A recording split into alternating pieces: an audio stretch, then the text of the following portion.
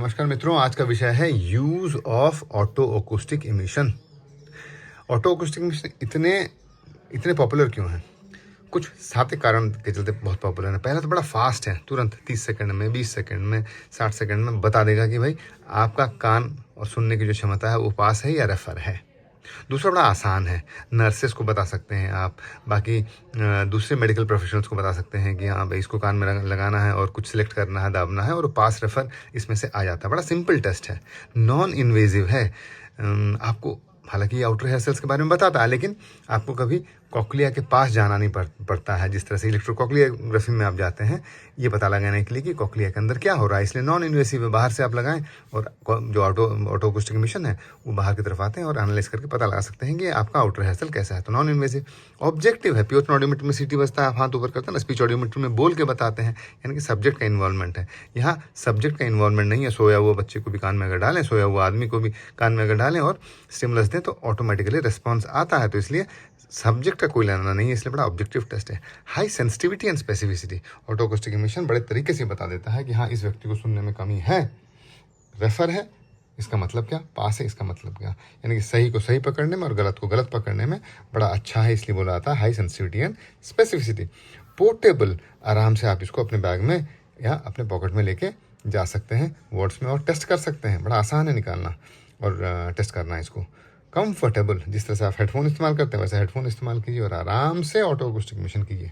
तो इन 7 कारणों के चलते ऑटो अकॉस्टिक इमिशन बड़ा ही ज़्यादा प्रयोग में लाया जाता है। तो और किन किन जगहों में प्रयोग में लाया जाता है न्यूबॉर्न हियरिंग स्क्रीनिंग के अलावा?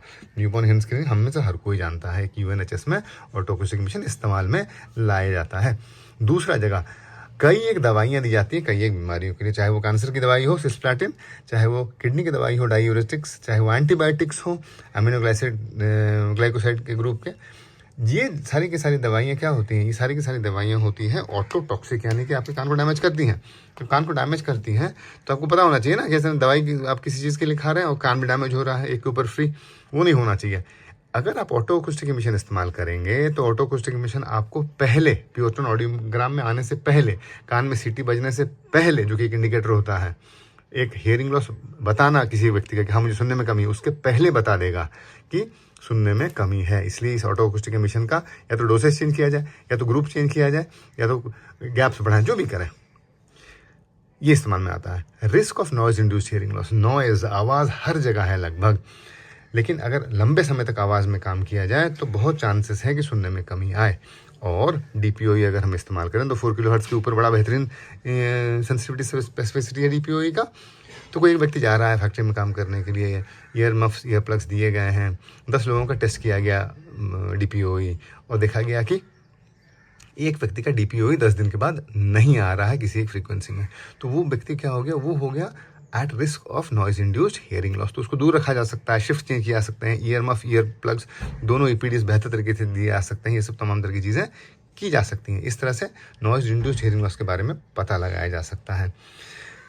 इस तरह से अगर हम देखें तो दूसरे भी हियरिंग लॉस पता लगाए जा सकते हैं, जैसे कि फंक्शनल हियरिंग लॉस के चलते कई एक एडवांटेजेस मिलते हैं, जैसे कि जॉब्स में रिजर्वेशन हो गया, जैसे कि एजुकेशन इंस्टीट्यूशन में रिजर्वेशन हो गया। तो इसलिए कई लोग फेक आउट करते हैं हियरिंग लॉस। खास करके कई एक बार हम लोग देते हैं कि ऐसा एक प्रोफेशन जहाँ की आवाज़ ज़्यादा होता है, वहाँ से कुछ लोग ये बात लेके आते हैं कि भाई मेडिकल लीगल एडवांटेज हो जाए, हमें कुछ कंपनसेशन मिल जाए, इसलिए टेस्ट करें। तो ऑटो अकॉस्टिक इमिशन आप अगर करते हैं तो अगर हियरिंग लॉस नहीं है तो तुरंत पता चलता है आपको कि हियरिंग लॉस नहीं है। तो functional loss hearing loss identify करने में भी बड़ा मदद करता है। Specific reasons of cochlea can be identified with the help of DPOE, यानी कि टिनाइटिस रिहैबिलिटेशन में बड़ा काम करता है। टिनाइटिस रिहैबिलिटेशन यानी क्या? टिनाइटिस ने कान में सीटी बजना, कान में जब सीटी बजता है तो अमूमन कान का एक हिस्सा डैमेज्ड होता है। इन टिनाइटिस में हेयर सेल्स डैमेज होते हैं। तो कौन सा हिस्सा डैमेज है वो डीपी ग्राम से हम लोग बखूबी बता सकते हैं। तो ये भी बड़ा मदद करता है ये बताने में कि हियरिंग लॉस किस जगह है और कैसे है।